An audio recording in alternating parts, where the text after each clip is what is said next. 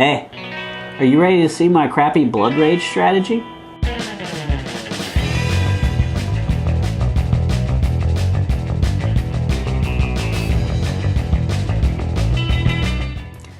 Hey guys, on my crappy strategy, I'm going to show you guys how I like to play my games and the strategies I like to use. Sometimes I win, sometimes I don't. Probably more often than not, I just lose. But I always have fun, and these are the strategies I really like to focus on if I can. So today, you guys are going to see my crappy blood rage strategy and how I use the Sea Serpent to have some fun and sometimes win. Let's check it out. So my favorite blood rage strategy is going to revolve around the Sea Serpent.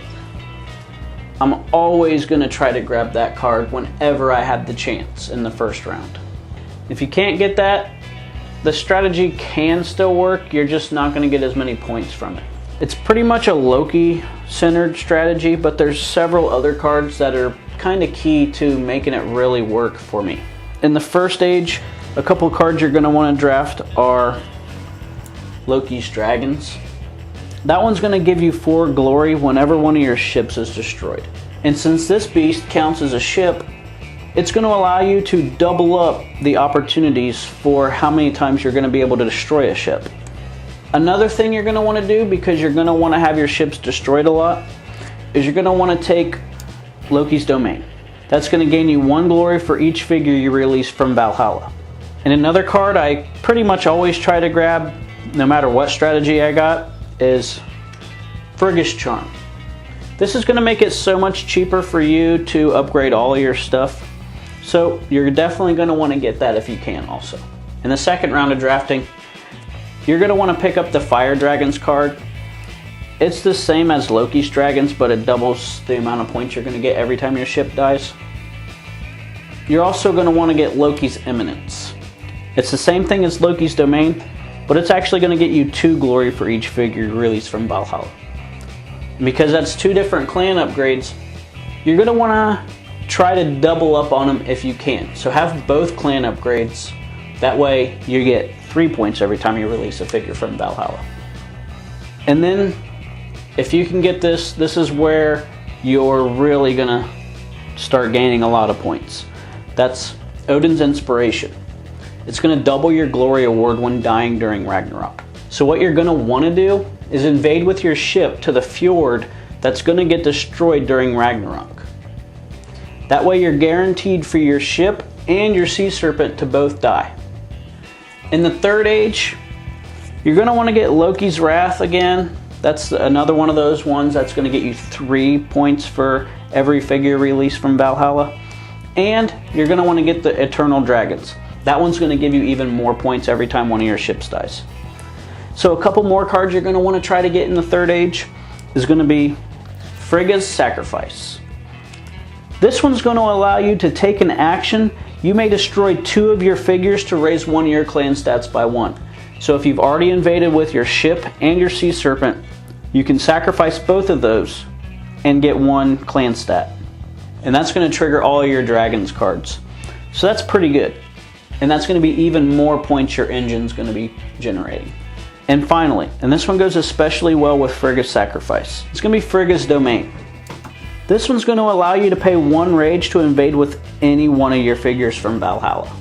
So, whenever one of your ships or your serpents die, after you've already netted your points from your Dragons cards, you can go ahead and re-invade with those. And then, especially if you got this combo going, you can just keep sacrificing that as long as you have rage. Let's go ahead and see about roughly how this strategy is going to play out, assuming you've drafted all these cards. One thing you're really going to want to focus on with this strategy is where is going to be destroyed during Ragnarok. It's all revolving around the Sea Serpent, so you're going to want to invade with him wherever is going to be destroyed from Ragnarok. So, right there in that fjord. Now you can go ahead and pillage if you want, either province, or you can invade with your dragons. That's going to go ahead and put your ship in that same fjord. If they survive to the end of the age there, they're gonna get destroyed from Ragnarok anyway, so that's even more points. But since you're gonna sacrifice them to Ragnarok, you're gonna want to get Loki's Domain out so you can gain 1 glory for each figure released from Valhalla. So, Municipal Time gets destroyed, these will die, you'll get some points from Ragnarok, and when they release, you'll get a couple extra points. And because they died, you're going to gain even more points. So, Age 2, it looks pretty much the same. Go ahead and upgrade your ship. Horger's going to get destroyed this time, so same fjord.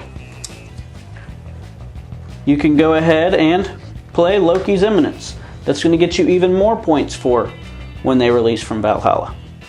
And this one's a big one. Odin's Inspiration. That doubles your glory from dying during Ragnarok.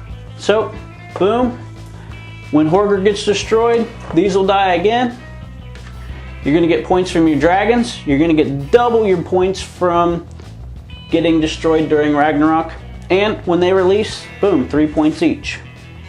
Then, Third Age, Utgard's getting destroyed this time.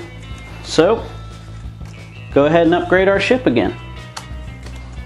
Go ahead and invade that fjord. Maybe you've got another Loki's Wrath. That gets you 3 points whenever you release a figure from Valhalla. Maybe you can go ahead and invade with your Serpent again, whatever. And if you've picked up a Frigga's Sacrifice, you can go ahead and sacrifice your 2 ships as an action to raise one of your clan stats by 1. And if you're really lucky and you get Frigga's Domain, you can pay 1 rage to invade with any figure from Valhalla.